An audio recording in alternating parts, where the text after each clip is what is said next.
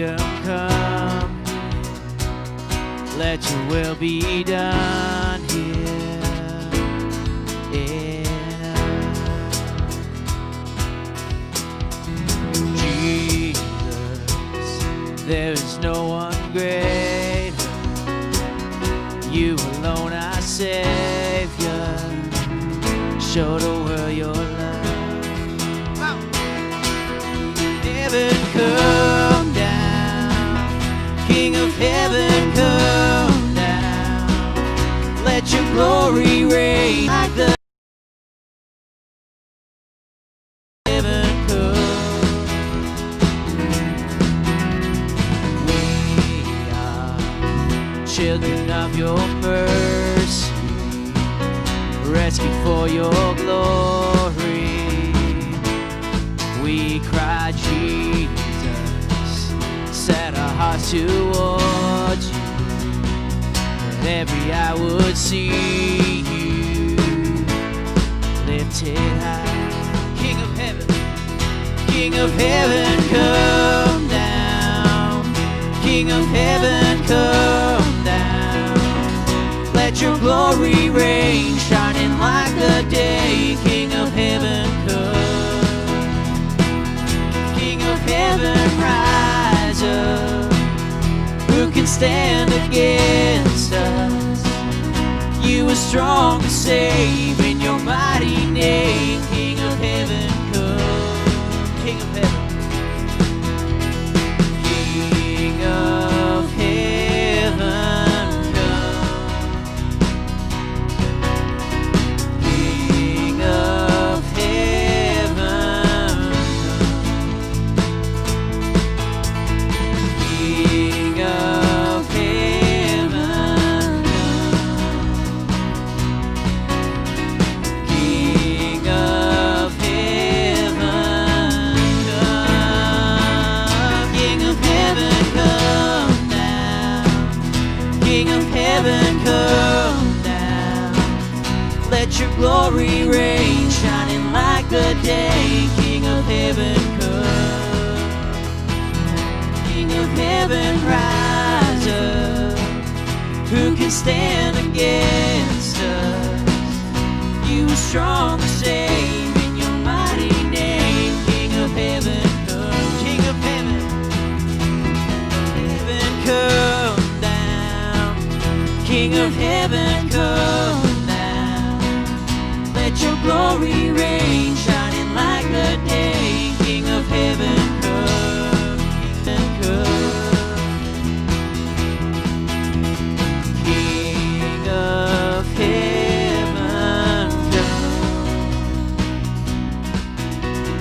King of heaven, King of heaven come, King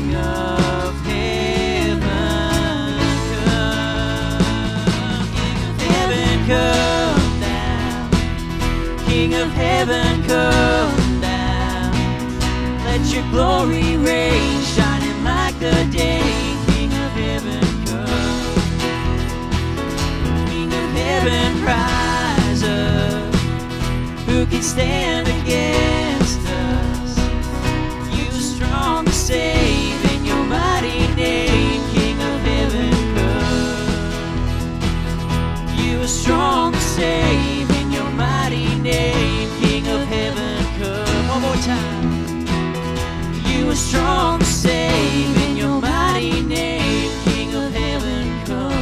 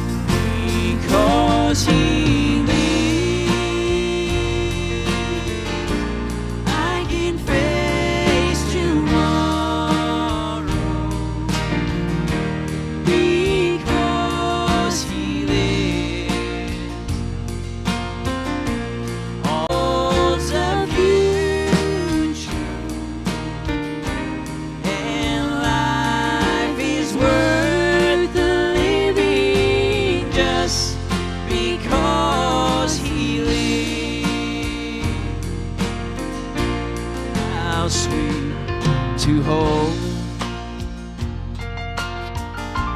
a newborn baby and feel the pride and joy he gives. But greater still,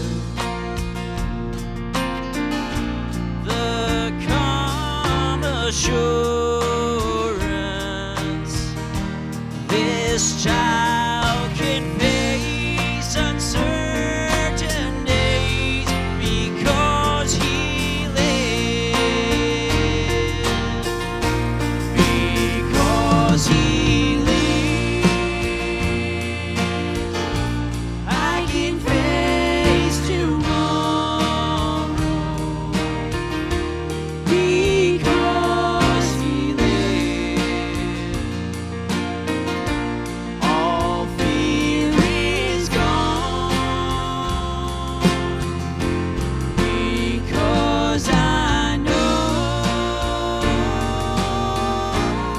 he holds a future, and life is worth the living just because. No war with pain, and then as death gives way to victory, I'll see the lights of glory, and I'll know he lives. Because he lives, I can face tomorrow. Because he lives, all fear is gone. Holds a future, and life is worth the living just because he lives. And because I know he holds the future, and life is worth the living just because he lives. Life is worth the living just because he lives. Amen. God, we thank you for that today. We thank you for all of those that are watching online today, gathered in our houses, for the few people that are in this room. God, I pray that we would know more than ever that life is worth the living because you live. No matter how hard it is, that we need to turn to you. So we thank you for that today.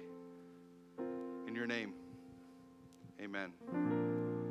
Well, we're so glad you're here today. We're so glad to have you here joining us online. We are having problems with Facebook, so if you are there, you're probably not seeing this, but it's best for you to jump over to YouTube. That is the place to be. So my name is Pastor Troy. I'm one of the pastors at Grace Church, and I just want to take a moment to connect with you. If you need anything today, you can just go to the Connextion Card in the description of this video. Click on that, fill it out, and we would love to help you. You can find us online at Facebook, Instagram, Twitter, our website. Please connect with us. Subscribe so that you get all of the notifications when they get up to you. And that'll be really great for you to stay up to date. We do have a few quick announcements. We do have a Tuesday lunch program. And if you need a lunch for your kids, whether they're a child or a teenager, we would really love for you to come on Tuesday between 1 and 5, and you can actually grab a lunch for every one of your children. You can grab them for a lunch for Wednesday, a lunch for Thursday, and a lunch for Friday. This is just our way to give a hand up to people that are maybe finding things a little tight during COVID, as things have been so difficult for everyone. Last week, if you missed it, we did something called Wednesday Night Live, and it was so much fun. Mighty Kids, Youth Quake, and we did midweek conversations. Well, this week, Mighty Kids and Youth Quake will be back to meeting in person, but we are going to be doing another midweek conversations. This week, it's going to be at 7 p.m. So this week at 7 p.m. on Facebook, hopefully, and on YouTube, we will be there with talking about real conversations with real people. So I would encourage you to do that. Also, please remember, Operation Christmas Child is coming. You can stop at the Youth Quake Center at the church, and you can pick up a box, fill it as a family, and this Sunday at Grace Church in person, coming up on November 1st, you will be able to grab a box and fill it with your family. We're not able to do a packing party this year, but we still want to send 200-300 boxes to kids that would not have a gift this Christmas. So please keep that in mind. Also remember, if you would like to give, it's really important that if you call Grace Church home, that you continue to give during this time. The best way to give is to e-transfer at give@bucktuschchurch.com, or you can go to our website. Happy that you're here. So I want to say welcome to church this morning. Welcome to church online. I hope that you have a great day. Here comes Pastor Mariah. Hello, kids. Pastor Mariah here. I'm so excited to be with you this morning. Good morning.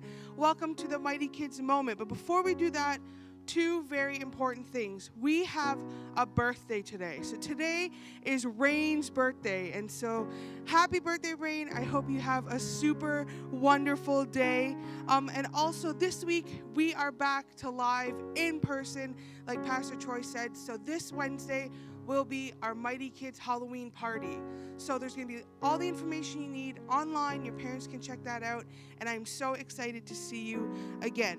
And so today, Pastor Troy is going to be talking about prayer and how important it is to spend time alone with God. So I wanted to teach you guys something that I have used before that has helped me pray, because prayer is very important, because that's how we talk to God. And so all you need to do this prayer is your hand. Okay, so you're going to hold your hand up like this. Yes, Pastor Natasha's doing it. You're going to follow along, okay? So it's 5. You have 5 fingers, okay, hopefully. If not, well, you can use your other hand. So 5 fingers. First one is your thumb, okay? So your thumb is your closest to you. So that reminds you to pray for those closest to you. Your parents, your grandparents, your siblings, aunts, uncles. So your thumb closest to you, those who are closest to you. Your pointer finger, this one right here, you use to point. And so you're going to pray for those who point you in the right direction. So your teacher, your pastors, people who protect us in our community, firefighters, policemen. That's what you do with your pointer finger, those who point us in the right direction. Your index finger here, the middle one, is the tallest one. If you hold your hand out like this, is the tallest one. And so that reminds you to pray for those who are in charge of our country, the government, those who lead us, our mayor, our council people in our town. So that, the tallest finger, that helps you remember to pray for them. Your ring finger, this one, I have my wedding ring on it, is actually your weakest finger. And so that helps you remember to pray for those who need help, those who are sick, those who just maybe are not having a great time. So your ring finger, your weakest finger, you would pray for yourself and for your needs, and that's how you do the 5-finger prayer. And so this doesn't take a long time. It's a simple way that you guys can remember to pray. Adults can use this, kids can use this. And so Pastor Troy is going to be talking about prayer, so when he does, remember the 5-finger prayer.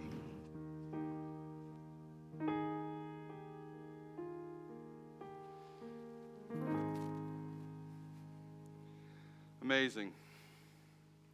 I mean, besides she kind of made fun of people that only had 4 fingers, but other than that, evenings and the weekends, and I've been going there, every week, every day almost in the evening to check on progress and to help out. And this week I was going to St. Anne, and I was coming from Moncton, and so I've been there like tons of times. So I wasn't going to St. Anne, I was going to Perry Road, which is not in St. Anne, in case you're wondering. So I was on my way, and I was on the highway coming from Moncton, and I was driving, and I live on Potts Road, so I usually skip town, and I take that exit, the McIntosh Hill exit. So I'm like driving the highway, I get in the McIntosh Hill exit, and no joke, I said, oh, no, I'm going to go to Perry Road before I go home. And so for some reason, I got off the McIntosh Hill exit onto the highway, like I could turn from the highway to Perry. I mean, it's just on one road, And so I got off the highway, and the phone rings. So I answered the phone hands-free. It's my day. That's my life. If I don't pay attention, I get lost really easy. So here we are in a series called Hurry Up and Stop. We're actually in week 3, which I believe can be a life-changing series if we will put it into practice. The hard thing about this series is I think that it's one of the hardest to actually put into practice because we're so rushed. The truth is, yesterday I just posted for some people that were asking on Facebook about the test that you can take about being hurry sick. So you can look that up if you want to know how much of a hurry you're in. It just asks 10 questions. But if we're honest, we really are people that are in a hurry. And part of the reason why I get lost so much is maybe I don't pay attention. I got a bad sense of direction too. But a lot of times I'm just trying to get where I want to go as fast as I can. We live lives that are rush. We don't take time to do the things that feed our soul. We've talked about this the last couple of weeks. We don't stay as connected to people as we should, and we don't stay as connected to God as we should. We no longer are as connected to the rhythm maker, and we wonder why our lives feel really chaotic and rush. So here's the plan. We have 4 weeks left in this series, and we talked last week about yoked, about being tied or yoked to Jesus. And that is really, really important. That's where it all begins. So we're going to talk about 4 practices, and we're going to talk about one of them today.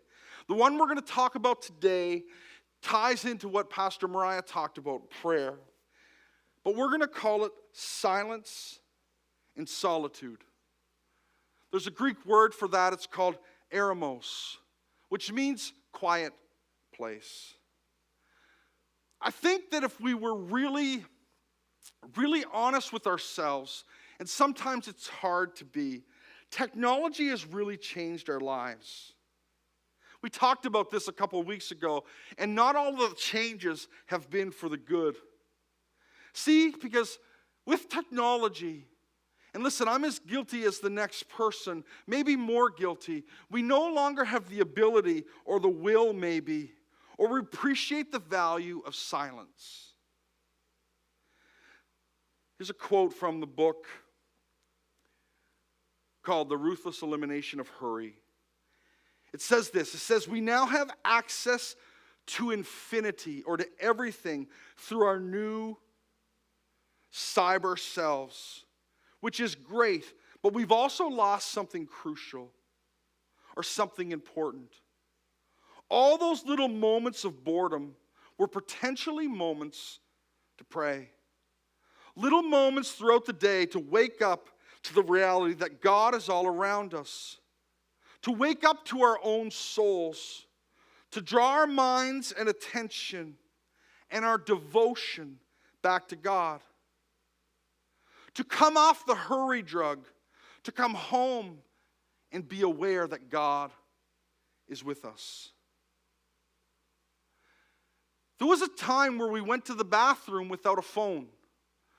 We sat in our car without a phone. We visited people without a phone. We went for a walk, get this, without a phone. We had a coffee without a phone. We sat in a restaurant without a phone. We went to Starbucks or a cafe without a phone, and we just sat there. And the truth is, we've lost those moments. Those moments where God can speak to us. See, God just doesn't speak in a building. He speaks to us everywhere. See, the thing that we often forget about Jesus is that he was fully God, he was fully man. He healed and he performed miracles, but he also got tired and he was tempted. He needed rest. In fact, in the creation story, God himself models rest for us. He created, then he rested. There's numerous times in the Bible, if you read Matthew, Mark, and Luke, and John, all mixed in there, there's so many times there that Jesus goes off to be by himself, to solitude, to quietness. Whether he went in the morning to pray or whether he went into the wilderness, he went to be by himself. Says this, the wilderness isn't a place of weakness, it's a place of strength. Jesus was led by the Spirit into the wilderness because it was there and only there that Jesus was at the height of his spiritual powers. It was only after a month and a half, 40 days in the wilderness, of prayer and fasting in that quiet place, that he had the capacity to take on the devil and walk away unscathed. That's why over and over again, you see Jesus come back to the quiet place. He was fully God. He was fully man. And when the crowds built, and when life got busy for him, just like it did for us, he withdrew to the quiet place. In that quiet place, he reconnected with God because it was his desire to do the will of the Father. Jesus' life kind of worked on these two pivot points. We can see it along these 2 points. The busier and the more demand, the more famous he became, the more he withdrew to the quiet place. The busier he got, the more he withdrew. We talked about yoking together and the importance of not following a whole set of rules, but just following Jesus, just doing what he did. The busier he got, the more he spent time with the Father. The busier he got, the more he spent time in the quietness. That's the difference with us. Generally, the busier we get, the earlier we get up so that we can get more done. The later we stay up so that we can get more done. There's 6 times, or 6 different reasons, I should say, that Jesus chose solitude over people. Now, all the introverts that are listening to this, like my wife, are like, give them to me. I just need more reasons to be by myself. And all you extroverts are like, no, please. But there's 6 reasons that Jesus chose solitude over people. In Luke 4, 1 and 2, and 14 and 15, you can look these up. He chose solitude over people to prepare for a major task. When he's preparing for a task, he chose time to withdraw and spend time with the Father. By Satan, and then he began his public ministry. So often we have a major task ahead of us, and all we think to do is to plan more and work more.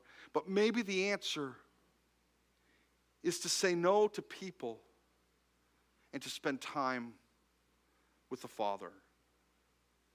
The second reason was this, to recharge after hard work.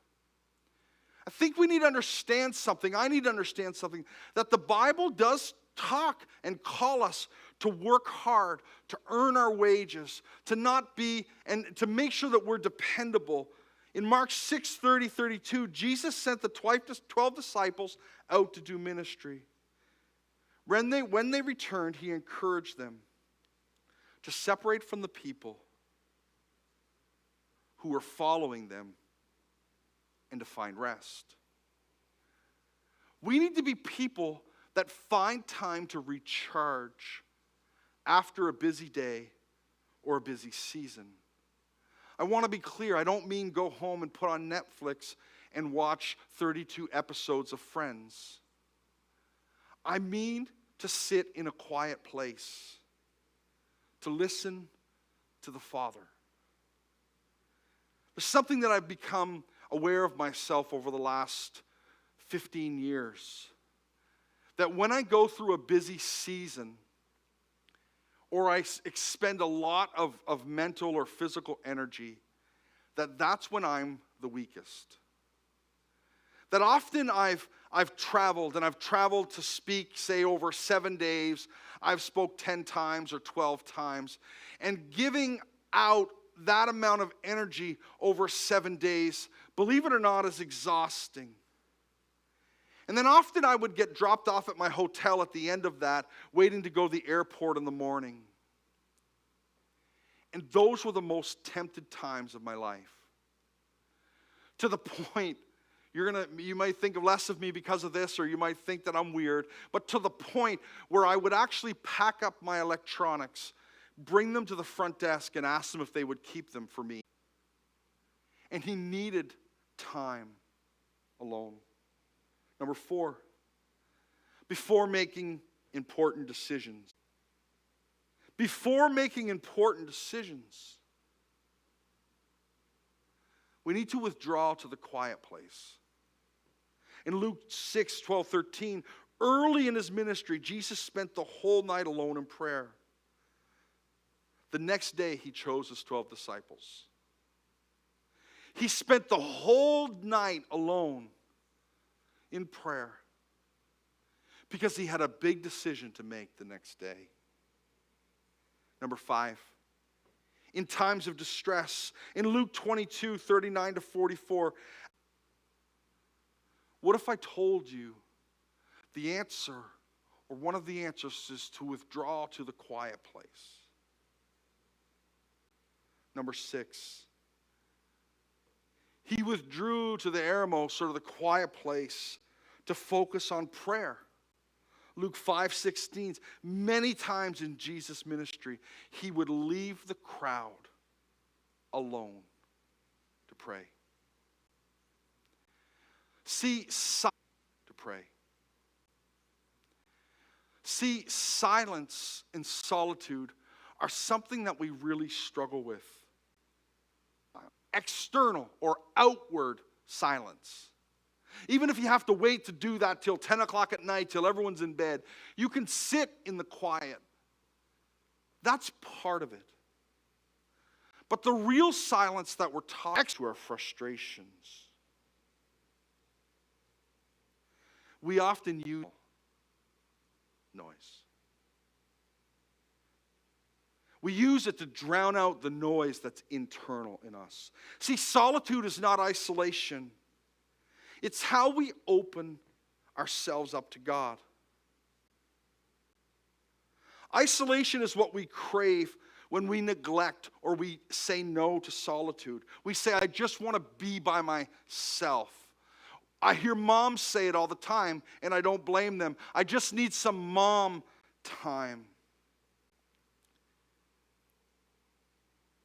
But when we do not create space or eremos or a quiet place, the truth is we feel distant from God. We feel distant from ourselves, our identities, and our calling. We feel this underlying anxiety.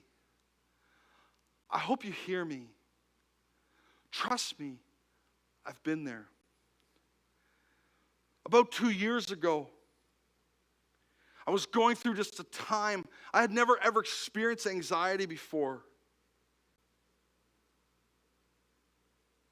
But when I didn't spend time in the quiet place, it took everything in my power just to be in church on a Sunday morning around people. It wasn't because I didn't like the people. It was because there was just this inner noise that was consuming my life. we become exhausted, we turn to the escape of our choice. It could be food, it could be Netflix, it could be addiction, it could be self-medication. When we don't find the quiet place in our life, it weakens our resistance to temptation. We experience emotional unhealth. Last week we talked about being yoked to Jesus, how they yoked two animals together. Here's where we go. As long as I made a decision, I don't know what made me do this decision, but I guess probably my youth pastor said I needed to read more of the Bible, which is true because I was reading none. So I made a decision I was going to read 5 chapters every day. And that went really well for 3 days. And so how I was going to know that I read them is I was going to highlight them. So I got a highlighter and my Bible, and when I was reading, I would highlight the chapters. For 3 days, it went really good. I read 15 chapters. And then one day, I only read like 1 chapter. Then I missed a day. And then I remember having like 27 chapters that I needed to get caught up on because I had made it into this rule. So I remember taking my highlighter, going in my uncle's porch, opening up my Bible, and I turned into a highlighter, not a reader. I was just like that mattered. As long as I could get them highlighted, that would count for something. But we've turned the quiet place into a set of rules. See, if I could see progress, that would be good. See, I wasn't spending time with the rhythm maker. It became a chore. I had missed the point. See, when you walk with the rhythm maker, Jesus says that he will make the burden light. It isn't about a set of rules. We have to create space in our lives with silence and solitude. Time where we withdraw alone to the quiet place. Solitude where we're by ourselves. And silence, not just from external or outward, but also internal. So you don't have to be a monk and go on a silent retreat for a month. But how about you see our life that's where I go. I leave the phone. I turn off the television. Even if the house is busy with people. What if we just see our lives don't have space anymore? They have no margin. Like if you were creating a budget and you budgeted every single dollar, I can pretty much tell you that that won't work. You have to have some margin or some room. But our lives don't have any margin.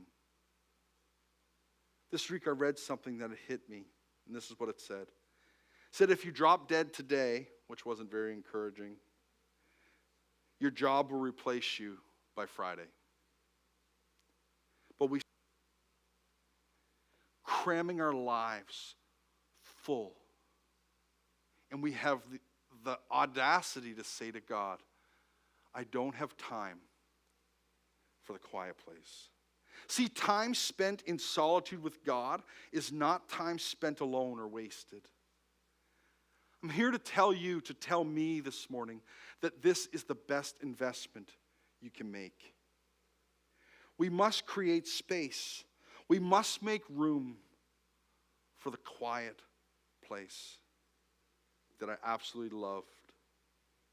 Here's to tomorrow morning at 6 o'clock with a coffee, the chair by the window by the tree, time to breathe, a psalm, a story from the Gospels, hearing the Father's voice, pouring out my own voice, or just sitting, resting.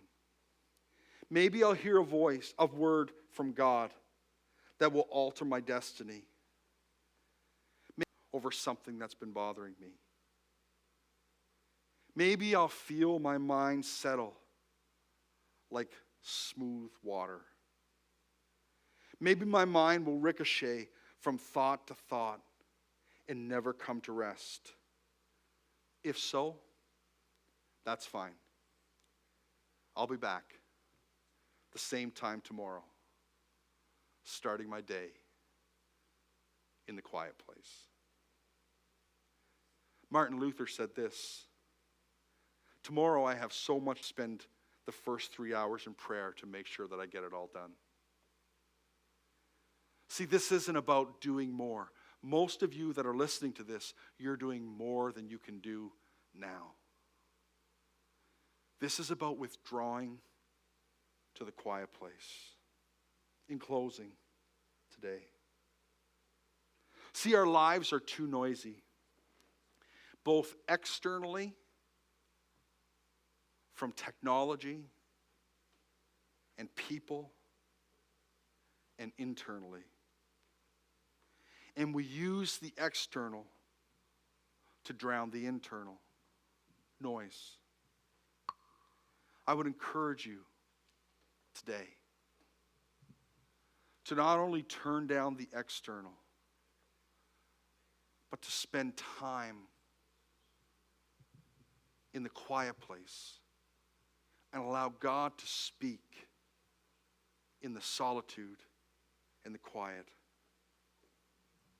1 Thessalonians 4:11 says, make it your ambition to lead a quiet life. Doesn't say teenager, kid. It's a moment that I'll never forget. I had an encounter with God that day by myself, looking over a mountain. At the top of my lungs, I must have looked ridiculous. I was like, my Jesus, my Savior, Lord, there is none like us. That day. So as we do this together, as we sing this together, why don't we do that? My Jesus, my Savior, Lord, there is none like you. All of my days, I want to prove the wonders of your mighty love. My comfort, my shelter, tower of refuge and strength. Let every breath, all that I am, never cease to worship you.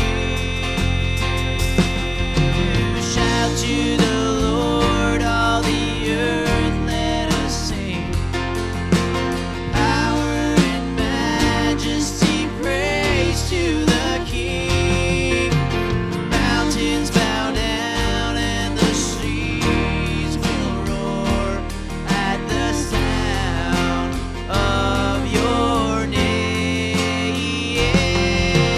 I sing for joy at the work of your hand. Forever I love you, forever I'll stand. Nothing compares to the promise I have in you.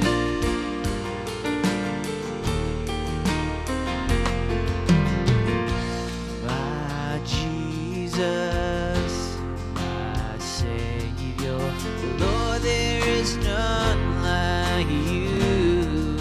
All of my days, I want to praise the wonders of your mighty love.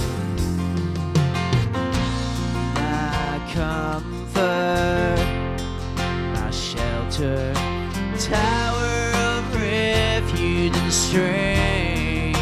Let every breath, all that I am, never cease to worship you.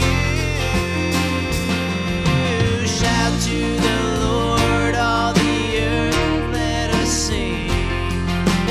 Power and majesty, praise bow down, and the seas will roar at the sound of your name. I sing for joy at the work of your hand. Forever I love you, forever I'll stand. Nothing compares to the promise I have in you. Shout to the Lord. Today, to spend time in the quiet place. In your name.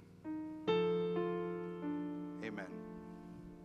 May God bless. Stand a chance when I stand in your love. My fear doesn't stand a chance when I stand in your love. My fear doesn't stand a chance when I stand in your love. My fear doesn't stand a chance when I stand in your love. My fear doesn't stand a chance when I stand in your love. My fear doesn't stand a chance when I